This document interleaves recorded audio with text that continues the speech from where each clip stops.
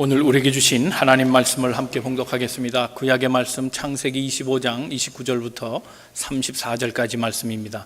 이 말씀 봉독할 때 우리를 향한 하나님의 음성 들려지기 바랍니다. 다 같이 한 목소리로 합독하겠습니다. 야곱이 죽을 쑤었더니 에서가 들에서 돌아와서 심히 피곤하여 야곱에게 이르되 내가 피곤하니 그 붉은 것을 내가 먹게 하라 한지라. 그러므로 에서의 별명은 에돔이더라. 야곱이 이르되 형의 장자의 명분을 오늘 내게 팔라. 에서가 이르되 내가 죽게 되었으니 이 장자의 명분이 내게 무엇이 유익하리요? 야곱이 이르되 오늘 내게 맹세하라. 에서가 맹세하고 장자의 명분을 야곱에게 판지라. 야곱이 떡과 팥죽을 에서에게 주매 에서가 먹으며 마시고 일어나 갔으니 에서가 장자의 명분을 가볍게 여김이었더라. 아멘. 오늘 크리스찬의 훈련 8번째 날입니다. 오늘은 인내에 대한 말씀입니다. 사랑하는 만남의 교회 모든 성도 여러분, 인내하는 법 잘 배우셔서 이 땅을 잘 참고 견디시고 영원한 하늘나라 천국을 선물로 받는 믿음의 성도들 다 되시기를 주님의 이름으로 축원합니다. 삶을 살아가는데 두 가지 태도가 있다면 하나는 근시안적인 태도와 또 다른 하나는 원시안적인 태도가 있다, 이렇게 말할 수 있겠습니다. 근시안적인 태도가 뭔가 하면 오늘에 집착하는 겁니다. 지금이라는 시간, 내일 굶어도 오늘 먹겠다는 사람, 근시안적인 태도를 가진 사람입니다. 지금이 중요합니다. 지금 욕심을 채우는 것이 더 중요합니다. 그러나 원시안적인 사람은 그렇지 않습니다. 오늘을 참습니다. 잘 못 먹어도 더 나은 미래를 생각하며 견디는 사람, 그래서 지금보다 더 나은 내일을 만들려는 사람, 다음을 생각하는 사람이 원시안적인 태도를 가진 사람일 겁니다. 오늘 신앙인이 누구입니까? 오늘 신앙인은 원시안적인 태도를 가지고 살아가는 삶입니다. 이 세상을 살지만 이 세상의 것으로 만족하지 않고 더 나은 미래, 더 나은 천국을 바라보면서 오늘을 견뎌가는 사람, 이것이 그리스도인입니다. 그런데 세상을 따라가기 쉬운 우리는 저절로 인내하는 사람이 되기 어렵습니다. 잘 훈련해야 합니다. 훈련하고 또 훈련해서 세상의 만족을 구하지 아니하고 하늘나라 것으로 삶을 살도록 그렇게 연단받아야 됩니다. 오늘 말씀을 통해서 우리가 또한 하루를 더 훈련받기를 바랍니다. 잘 훈련해서 온전한 인내의 사람 되어서 천국을 선물로 받는 믿음의 성도들 다 되시기를 다시 한번 주님의 이름으로 축원합니다. 우리 옆에 분 서로 권면하시고 인사하시겠습니다. 하나님은 오늘도 당신을 향한 계획을 가지고 계십니다. 첫 번째 우리가 명심해야 될 것, 인내하면 더 큰 만족이 온다는 사실입니다. 나중에 얻게 될 이익이라는 표현이 영어에 있습니다. 영어적 표현으로는 어떻게 하냐면 delayed gratification 이렇게 말합니다. delayed, 연장된, 뒤로 미루온, 나중에 얻는 복이라는 겁니다. 나중에 얻는 감사, 나중에 얻는 기쁨, 나중에 얻는 행복입니다. 그것을 위해서 지금 하고 싶지만 뒤로 미뤄놓는 겁니다. 지금 재미를 볼 수는 있습니다. 그러나 더 큰 재미를 위해서 미뤄놓은 겁니다. 지금 만족할 수 있습니다. 그러나 더 큰 만족을 위해서 미뤄놓는 겁니다. 지금도 행복할 수 있습니다. 그러나 더 큰 행복을 위해서 뒤로 미뤄놓는 것, 그것을 delayed gratification이라고 말합니다. 그런데 보니 성숙한 사람일수록 이 지연된 축복에 대해서 더 관심이 많습니다. 미성숙한 사람, 즉 유치한 사람, 어린 사람은 오늘에 만족합니다. 그래서 미뤄놓지 않습니다. 더 큰 것을 기다리기보다는 지금 당장 뭐 해야 합니다. 어린아이가 그렇잖아요. 뭐 하나 눈에 딱 들어와서 사기를 원했을 때 그거 사달라고 조르잖아요. 안 사주면 난리가 납니다. 나쁜 말로 땡깡도 부리고 말이죠. 그렇게 어떻게 하든지 지금 얻으려고 하죠. 그게 미성숙하다는 증거입니다. 어리석은 증거입니다. 어린이들은 참지 않습니다. 아니, 참 수 없습니다. 훈련되지 않았기 때문입니다. 오늘 우리가 세상 속에 살면서 우리가 참을 수 없으면 결국 훈련받지 않은 겁니다.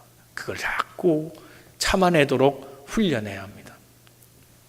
1894년에 미국 샌프란시스코의 조폐국에서 아주 이례적인 화폐 발행이 있었습니다. 다임을 발행했는데 그 니켈 10센트짜리 다임 12개만 만들어서 판매했습니다. 보통은 수천 수만 개를 만들어서 화폐를 유통하는데 12개만 했습니다. 이게 기념주화도 아니고 아주 특별한 예였습니다. 그런데 이 당시에 조폐국에서 감독관으로 일하던 존 데게트라고 하는 사람이 이게 심상치 않은 일로 여겼습니다. 이거를 모아두면 나중에 큰 돈이 될 수 있다라고 판단한 겁니다. 그래서 그는 현장에서 일했기 때문에 이렇게 알게 해서 12개 가운데 3개를 손에 얻습니다. 그리고 그 3개를 딸에게 줍니다. 유산처럼 딸에게 주어서 나중에 큰 돈이 되면 그 돈으로 이제 딸이 잘 살려고 그렇게 아비의 심정으로 3개를 준비해다가 딸에게 주었습니다. 그리고 얘기합니다. 너 이거 버리지 마라.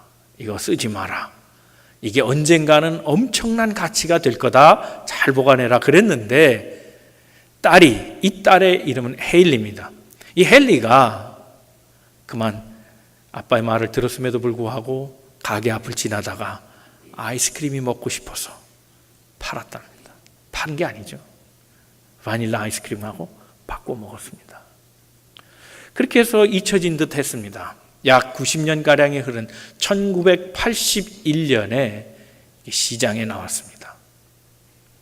하나가 나왔는데 무려 경매가가 34,100불이었습니다. 어마어마한 값으로 뛰어올랐습니다.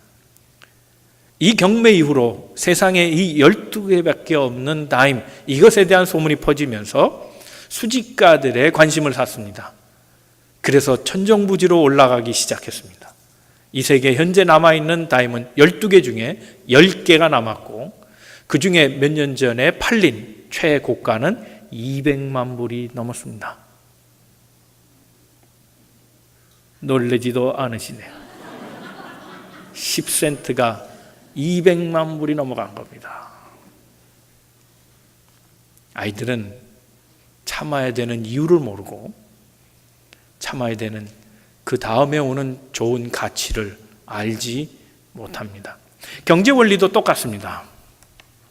다임 얘기를 했습니다마는 경제적인 관점에서 보면 우리가 무엇에 투자하고 무엇에 더 관심을 가져야 하는지가 명확합니다. 우리는 경제생활을 하기 때문에 이것에 대해서 민감하게 잘 압니다. 어느 경제학과 교실에서 교수와 학생이 대화를 했습니다. 학생이 질문합니다. 선생님, 어떻게 하면 잘 살 수 있습니까? 선생님의 말은 간단합니다. 돈이 되는 것에 투자하고 돈 되지 않는 것은 하지 말아라. 돈이 되는 것, 그것은 에세트라고 말합니다. 자산입니다. 거기에는 투자하되 돈이 되지 않는 것, 소위 부채, 라이어빌리티는 사지 말아라는 것. 그런데 오늘날 참 걱정이다. 오늘날의 젊은이들은 라이어빌리티만 산다는 겁니다. 부채가 되는 것만 산다는 겁니다. 빚을 내서라도 부채를 사고 에셋, 돈이 되는 것은 관심이 없다는 겁니다. 그러니 그들의 노후는 보나마나 뻔하다.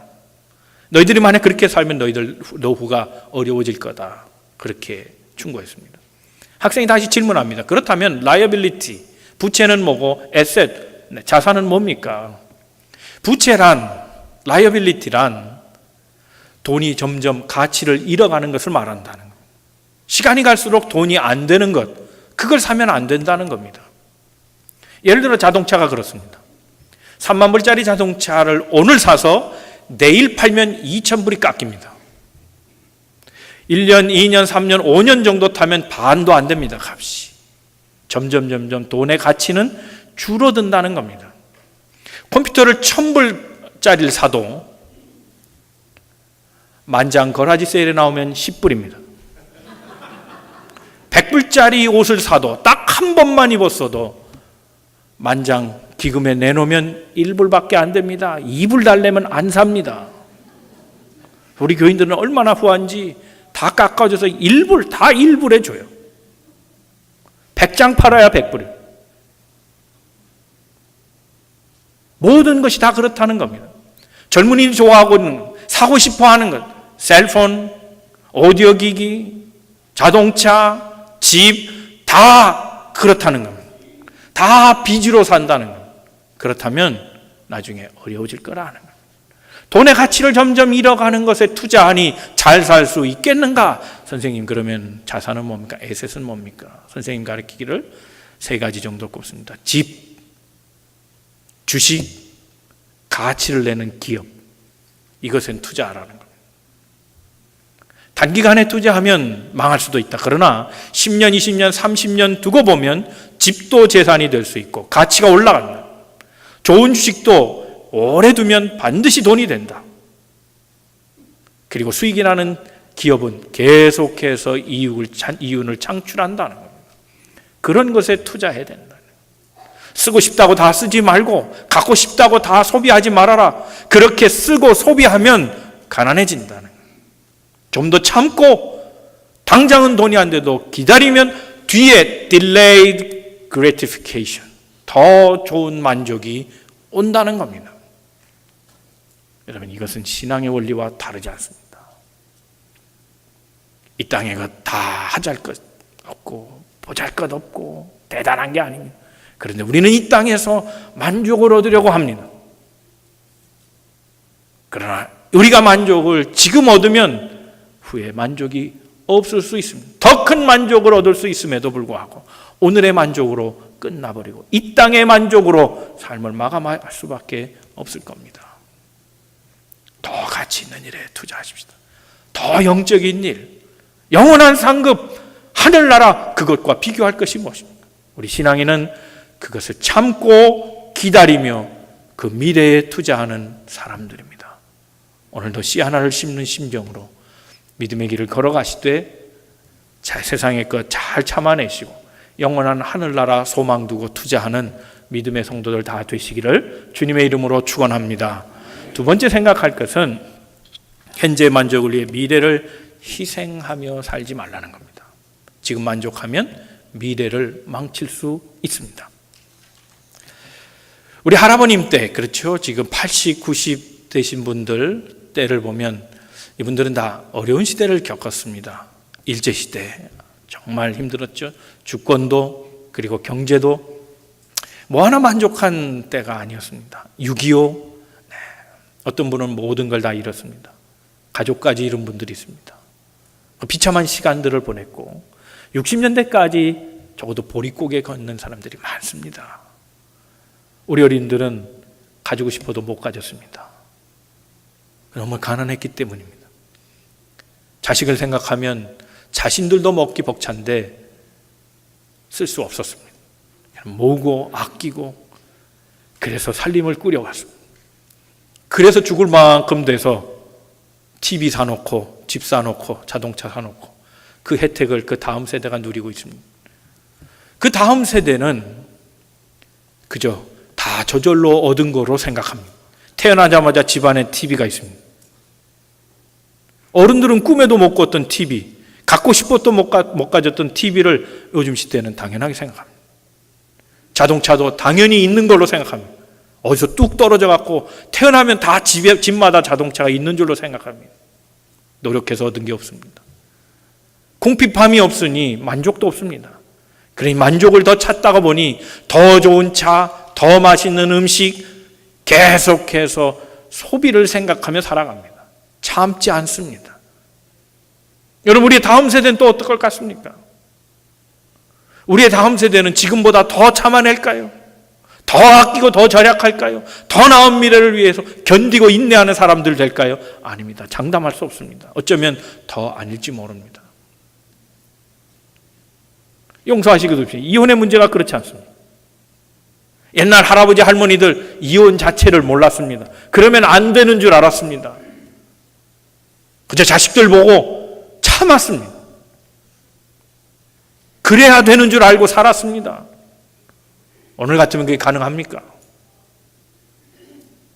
이제 우리 다음 세대는 아예 결혼도 안 하고 즐길 것만 즐기고 살 그런 때가 옵니다. 안 참습니다. 이 시대는 도저히 참는 세대가 아닙니다. 더 이상 인내는 말하기 어려운 시대가 됐습니다.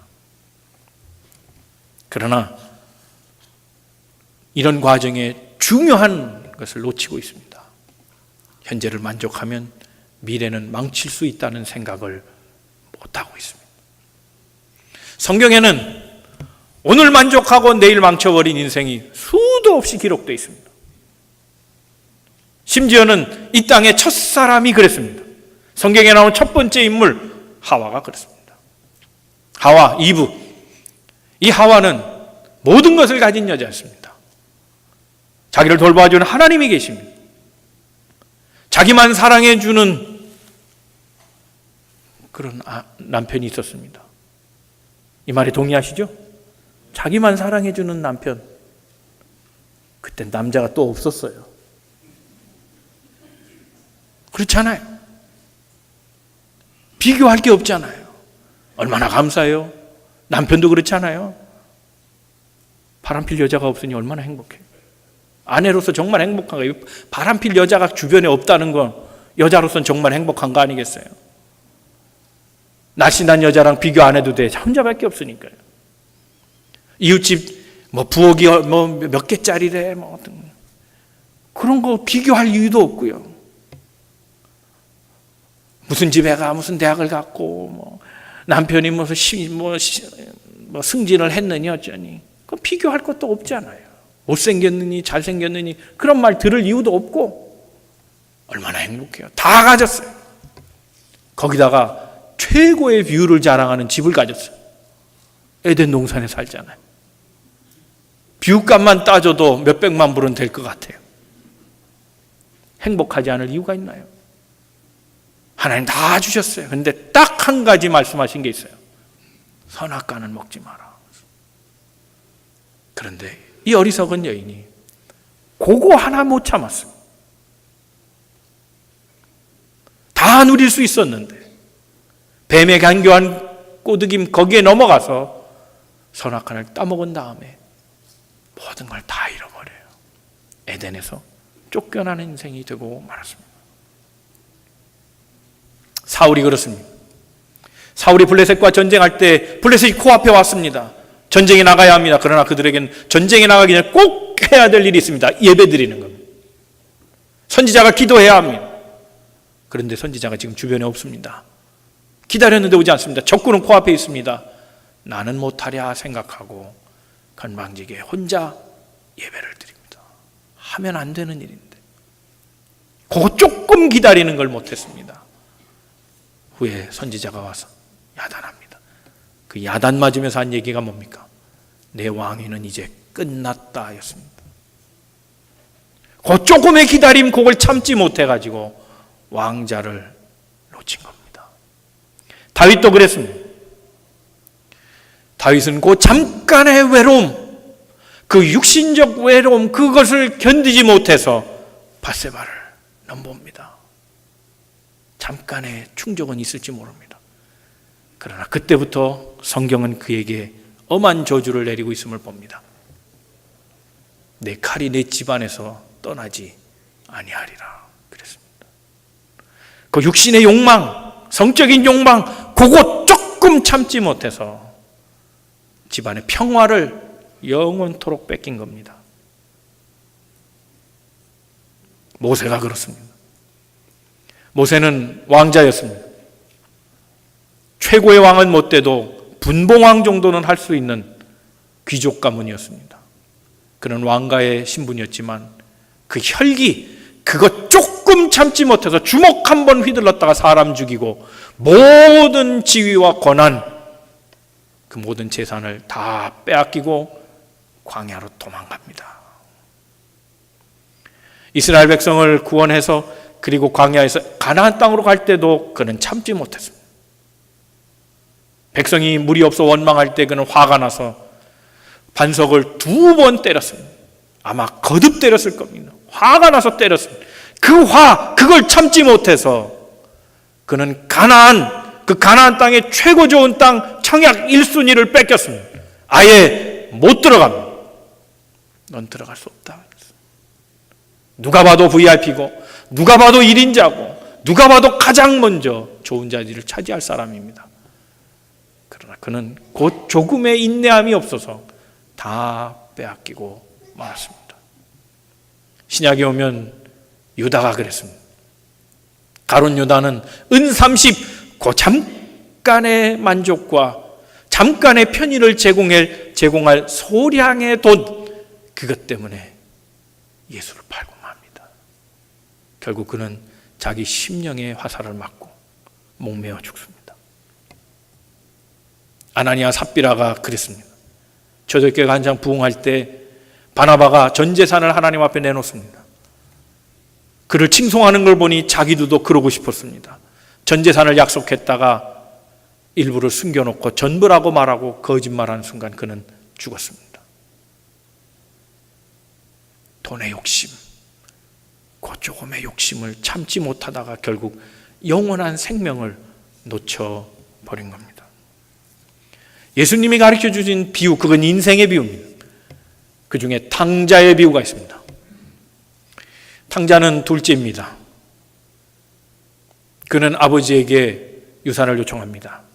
아버지가 살아있는데 유산을 요청하는 것 자체가 옳은 일이 아닙니다. 그런데 달라고 때를 씁니다. 미성숙한 아이, 바닐라 아이스크림과 맛바꾸는 아이와 다르지 않습니다. 지금 주세요. 그는 현재의 쾌락을 원했습니다. 젊을 때 늘 놀고 즐기고 싶었습니다.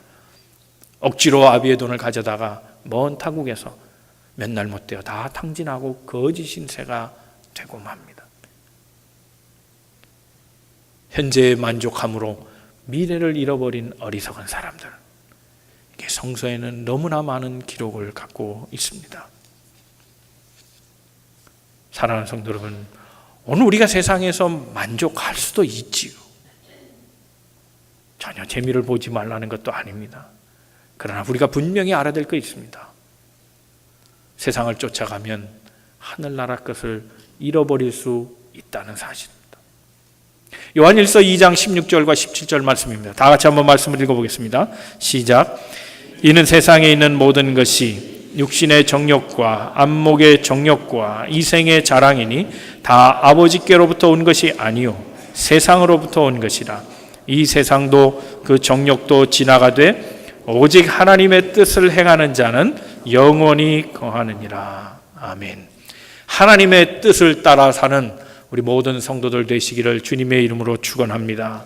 그런 사람은 영원히 거한다 그랬습니다. 그러나 세상은 잠깐이고 세상은 영원한 것이 아닙니다.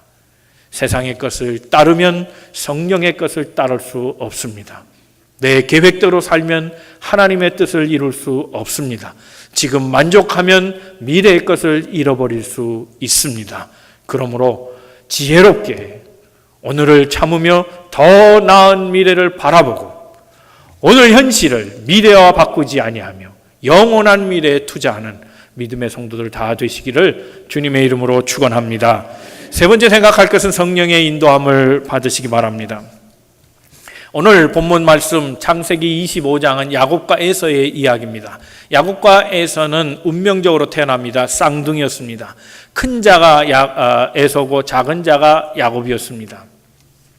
그런데 이 큰 자와 작은 자 불과 시간차는 얼마 되지 않지만 거의 동시에 임신됐고 거의 동시에 세상 밖으로 나왔지만 큰 자와 작은 자의 차이는 하늘과 땅의 차이였습니다. 이스라엘 문화는 특별히 장자에게 큰 권한을 주었습니다. 장자는 나머지 자식들의 2배를 갖습니다. 유산을 말합니다. 어마어마한 혜택입니다. 그리고 모든 집안의 경제권은 장자가 갖고 있습니다. 굉장한 축복입니다. 둘째는 항상 서럽습니다. 더군다나 쌍둥이라면 그런 마음이 더 들 수 있습니다. 같이 임신을 하고 같이 출산을 해서 동시에 나왔는데 어찌 저는 더 나보다 2배를 더 가지며 모든 권한이 저에게 있는가? 네, 그런 마음으로 야곱은 살았습니다. 나도 형처럼 되고 싶다. 형의 장자권이 내 것일 수도 있었는데 나는 참 불운하다, 그렇게 생각했습니다. 그래서 그는 역전의 기회를 노렸습니다. 형의 것을 빼앗을 마음까지 생겼습니다. 오늘 본문의 말씀 29절 30절 말씀 한번 같이 읽겠습니다. 시작. 야곱이 죽을 쑤었더니 에서가 들에서 돌아와 심히 피곤하여 야곱에게 이르되 내가 피곤하니 그 붉은 것을 내가 먹게 하라 한지라. 그러므로 에서의 별명은 에돔이더라. 기회를 노리던 참에 기회가 옵니다. 야곱 에서가 들에서 사냥하고 왔는데 빈손으로 옵니다. 당연히 못 먹고 들어왔습니다. 이 틈을 이용해서 죽을 썼습니다. 그런데 자세히 들여다보면 야곱이 죽 썼지만 죽순 인생은 에서입니다. 그는 돌아왔습니다. 허기가 졌습니다. 그런데 그 허기진 형을 동생 야곱은 하이에나처럼 물어뜯습니다. 형, 밥 줄게. 근데 조건이 있어. 장자권 내게 줘. 그럼 이거 줄게. 기회라고 생각했습니다. 그런데 에서의 반응이 예상치 못한 거였습니다. 자존심도 없습니다. 죽 한 그릇에. 그래서 오늘 본문엔 에돔이라는 별명을 갖게 됐다 얘기합니다. 에돔의 뜻은 빨갛다는 겁니다. 팥죽 빨간 겁니다. 그의 몸이 붉은색이었다 성경 기록하지만 몸이 붉어서라기보다 팥죽 사건하고 관계가 있습니다. 이 죽 때문에 에돔이란 별명을 얻은 겁니다. 정말 죽 때문에 죽을 인생이 되었습니다. 죽 썼습니다. 장자의 명분을 얼마나 소홀히 여겼는지 팥죽 한 그릇에 바꿉니다. 이 하찮은 거래가 이제 시작됩니다. 32절부터 읽겠습니다. 시작. 에서가 이르되 내가 죽게 되었으니 이 장자의 명분이 내게 무엇이 유익하리요? 야곱이 이르되 오늘 내게 맹세하라. 에서가 맹세하고 장자의 명분을 애굽에게 반지하 야곱에게 팔았다 그랬습니다. 34절 말씀에는 이 장자의 명분을 경솔히 여겼다 그랬습니다. 하찮은 거로. 야, 이 장자의 명분 그게 뭐가 중요하냐? 이 팥죽보다 더 중요하냐? 지금 근시안적으로 지금 내 배 채우는 게 중요하다 그랬습니다. 말의 시작을 이렇게 합니다. 내가 죽게 됐다 얘기합니다. 에서는 참 힘이 좋았던 장사 같습니다. 용맹했다고 보여집니다. 왜냐하면 사냥꾼이기 때문에 그렇습니다. 힘이 좋았고 빨랐고 그리고 자신감 넘치는 용맹한 사람입니다. 그런데 단점이 있습니다. 허풍쟁입니다. 아니, 한 끼 안 먹으면 죽습니까? 내가 지금 죽게 됐다는 겁니다. 제가 총 이제 한 며칠 됐습니다. 며칠 안 됐는데 다이어트를 시작했습니다. 저도 미래의 더 큰 만족을 위해서 오늘 굶고 삽니다. 불쌍하게 보지는 마시고 이게 너무 배가 나와서 이제 안 되겠다 싶어서 줄이고 있습니다. 그런데요, 굶어보니까요 할만하더라고요. 한 끼 먹어도 되겠더라고요. 뭐 한 끼 굶어서 죽을 것 같고 이건 좀 아닌 것 같아요. 덩치 큰 사람이 하는 말 보세요. 내가 죽게 됐다. 장자의 명분 그게 뭐 그렇게 대단한가. 밥다워 너가 하자 그랬다는 겁니다. 여러분, 이 사건을 보면서 그런 생각을 해봅니다. 너무 어리석다. 사람이 어떻게 저렇게 할 수 있을까? 어떻게 장자의 명분을 그렇게 팔아? 말도 안 돼. 이건 말도 안 돼. 얘기하지만 사실 보면 똑똑한 사람들도 이런 우를 범하고 삽니다. 우리 모두는 다 이런 어설픈 실수들을 다 경험할 수 있습니다. 이런 비근한 예로 최근 한국에서 지방의 어떤 도지사가 비서와 어떻게 해서 뭐 관계 맺은 게 있잖아요. 미투 운동 때문에 걸렸잖아요. 여러분, 도지사 되려면 쉽습니까? 얼마나 많은 시간 준비했겠습니까? 많이 공부했고 많은 정치적 수련을 쌓았고, 그래서 결국 도지사까지 올라갔는데, 소위 차기 대권주자 이런 인물까지 거론됐는데 겨우 욕망 하나 못 눌러서, 그래서 모든 것을 다 빼앗겨버리는 이 어리석음. 도지사와 잠깐 하룻밤 이틀밤 요 정도의 관계로 그걸 바꿔버리다니 너무 어리석지 않아요? 고시 삼관왕 출신이랍니다. 신문에 그걸 읽어보고 내가 아주 깜짝 놀랐어요. 사시부터 시작해 모든 고시를 다 패스했는데 여자 화장실에다가 몰카 넣다가 걸려서 다 취소됐다. 이런 어리석음, 인간의 욕망, 그거 하나 별거 아닌 것, 그걸 못 참고서 미래를 완전히 망쳐버리는 이런 인생, 이게 우리들의 모습이라. 우리 신앙인은 안 그렇습니까? 영원한 하늘나라, 그거 붙잡고 살아가야 되는데 세상적 만족을 따라서 수시로 우리는 이런 어리석은 거래들을 하고 있지는 않은가 생각해 봐야 돼요.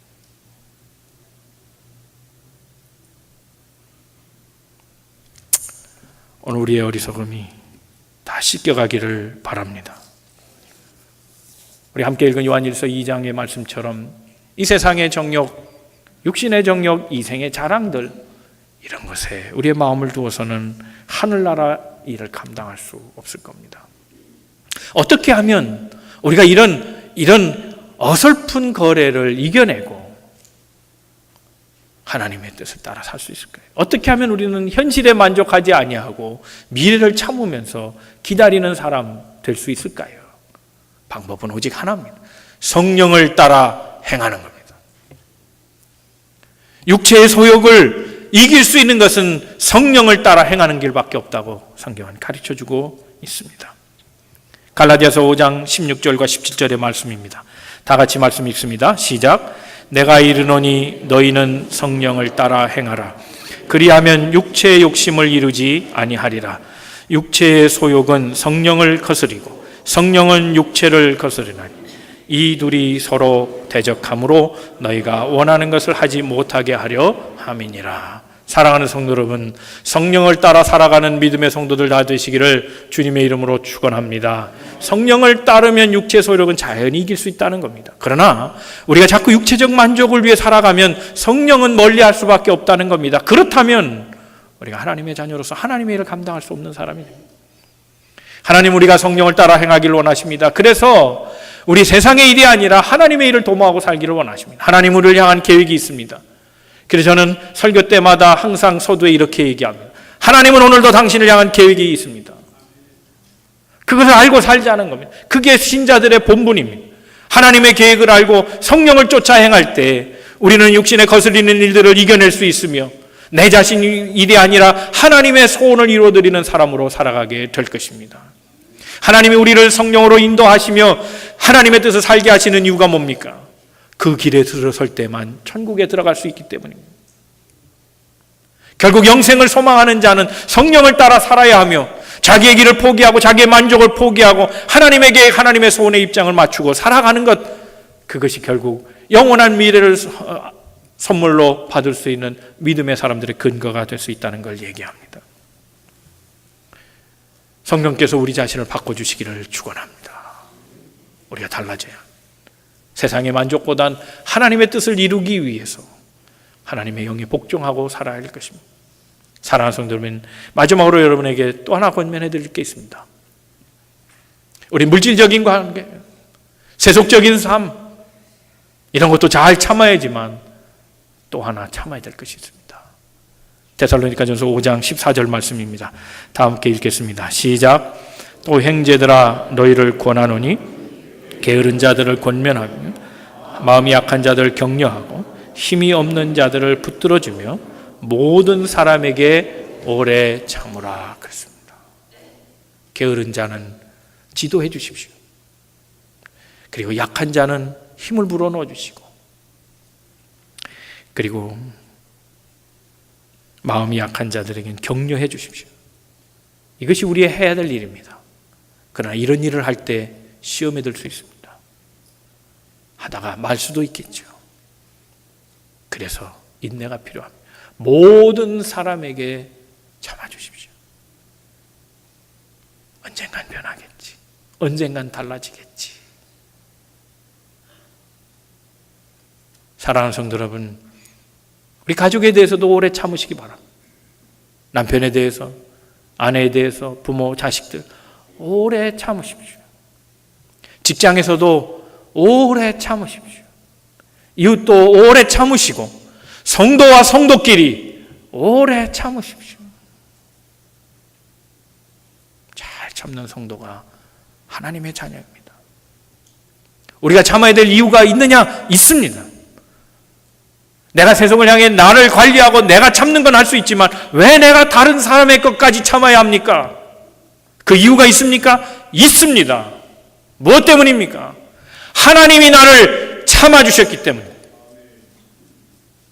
하나님이 길이 오래 참으사 비천하고 연약하며 쓰러지기 쉽고 타락한 우리 인생을 길이 참으사 십자가를 통하여 용서해 주시고 우리를 자녀 삼아 주셨기 때문입니다.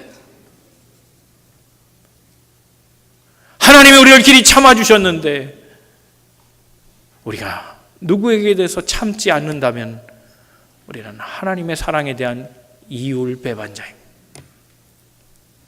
하나님의 사랑은 받고 사랑하지 않는 모순된 삶을 살아가는 겁니다. 나를 사랑하시는 하나님 생각하며 이웃을 오래 참아주는 것, 이것이 하나님의 자녀가 해야 될 일입니다. 사람에 대해서 욕하지 마십시오. 비난하지 마십시오. 뒷담화하지 마십시오. 길이 용서하시고 길이 참아주십시오. 오래 참으십시오. 그것이 하나님의 사람들이 해야 될 일입니다. 붙잡아주고 힘을 주고 격려는 하되 다른 것 하지 마십시오. 다만 오래 참고 받아주는 것, 이것이 그리스도인들이 해야 될 일입니다. 사랑하는 성도 여러분, 이제 말씀을 정리합니다. 오래 참으십시다. Delayed gratification, 더 나은 미래를 보면서 더 큰 만족을 위하여, 더 큰 행복을 위해 오늘을 참아내는 성도들 되기를 바랍니다. 오늘에 만족하고 내일을 빼앗겨버리는 어리석음이 없기를 바랍니다. 성령을 따라 행하십시오. 하나님의 인도를 받으십시오. 길이 참으셔서 하나님의 뜻 그 말씀 가운데 새기면서 우리의 남은 시간들 잘 참아갈 때 우리의 마지막 종착역은 하늘나라가 될 것입니다. 사람들에 대해서 무한히 그리스도의 마음을 품고 사랑하고 참아주는 우리 모든 성도들 다 되시기를 주님의 이름으로 축원합니다. 기도하겠습니다.